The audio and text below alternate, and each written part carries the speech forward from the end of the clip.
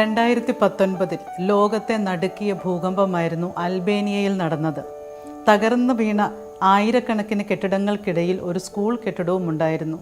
ഈ സ്കൂൾ കെട്ടിടത്തിൻ്റെ മുൻപിലൂടെ അലമുറയിട്ടുകൊണ്ട് ഒരു പിതാവ് ഓടി നടക്കുന്നത് അവിടെ രക്ഷാപ്രവർത്തനത്തിനെത്തിയവരുടെയൊക്കെ കണ്ണ് നനയിച്ചു. അയാൾ തൻ്റെ കുഞ്ഞു പഠിക്കുന്ന ക്ലാസ് മുറിയുടെ ഏകദേശ സ്ഥാനം കണ്ടെത്തി ഒരു മൺവെട്ടി കൊണ്ടുവന്ന് അവിടുത്തെ മണ്ണ് നീക്കാൻ ആരംഭിക്കുകയാണ്. ആരും തന്നെ അയാളെ സഹായിക്കാൻ എത്തിയില്ല. കാരണം കെട്ടിടത്തിൻ്റെ ശേഷിച്ച ഭാഗങ്ങൾ കൂടി തകർന്നു വീണേക്കുമോ എന്ന പേടി മറ്റുള്ളവർക്കുണ്ടായിരുന്നു. മുന്നറിയിപ്പുകളെ ഒന്നും വകവയ്ക്കാതെ ഈ മനുഷ്യൻ ഏതാണ്ട് 36 മണിക്കൂറുകളാണ് തുടർച്ചയായി മണ്ണ് മാറ്റിക്കൊണ്ടിരുന്നത്. അതിനിടയ്ക്ക് എവിടെയോ നിന്ന് അയാൾ വളരെ ദുർബലമായ പപ്പ എന്നൊരു വിളി കേട്ടതുപോലെ തോന്നി. അപ്പോൾ ക്ഷീണമൊക്കെ മറന്ന് വീണ്ടും ആവേശത്തോടുകൂടി ആ മനുഷ്യൻ അവിടുത്തെ മണ്ണ് മാറ്റിക്കൊണ്ടേയിരുന്നു.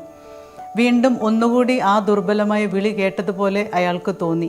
അപ്പോൾ ചുറ്റും കൂടി നിന്നവർക്കും അവിടെ ജീവൻ്റെ സാന്നിധ്യമുണ്ടെന്ന് ഏതാണ്ട് ഉറപ്പായി. എല്ലാവരും അയാളെ സഹായിക്കാനെത്തി. കുറേ കൂടി മണ്ണ് മാറ്റിയപ്പോഴതാ കെട്ടിടങ്ങളൊക്കെ തകർന്നു വീണ കൂട്ടത്തിൽ ത്രികോണ രീതിയിൽ സൃഷ്ടിക്കപ്പെട്ട ഒരു വിടവിനകത്ത് അയാളുടെ മകനും 2 കൂട്ടുകാരും സുരക്ഷിതരായി ചുരുണ്ടുകൂടിയിരിക്കുന്നു. ഇത്രയും നേരം ശുദ്ധവായുവോ ജലമോ ഇല്ലാതെ ആ കുട്ടികൾ എങ്ങനെ അവിടെ ഇരുന്നു എന്ന് അത്ഭുതപ്പെട്ട രക്ഷാപ്രവർത്തകരോടായി പിതാവിൻ്റെ ചുമലിലിരുന്നു കൊണ്ട് ആ കുഞ്ഞു പറഞ്ഞതിങ്ങനെയാണ്: ഞാൻ എൻ്റെ കൂട്ടുകാരോട് പറഞ്ഞു, എൻ്റെ പപ്പ ജീവിച്ചിരിപ്പുണ്ടെങ്കിൽ നമ്മെ രക്ഷപ്പെടുത്താൻ വരുമെന്ന്. അതുകൊണ്ട് ഓരോ അനക്കം കേൾക്കുമ്പോഴും ഞാൻ പപ്പ എന്ന് വിളിച്ചുകൊണ്ടേയിരുന്നു. എനിക്കറിയാമായിരുന്നു പപ്പ വരുമെന്ന്. പ്രിയമുള്ളവരെ, അന്ധകാരത്തിൽ കഴിഞ്ഞ ഒരു ജനത പ്രകാശം കണ്ടു.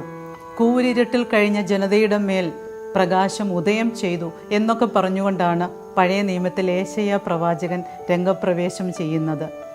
കൂരിരുട്ടിൽ കഴിയുന്നവർക്ക് പ്രകാശത്തോളം വിലപിടിപ്പുള്ള മറ്റൊന്നുമില്ല.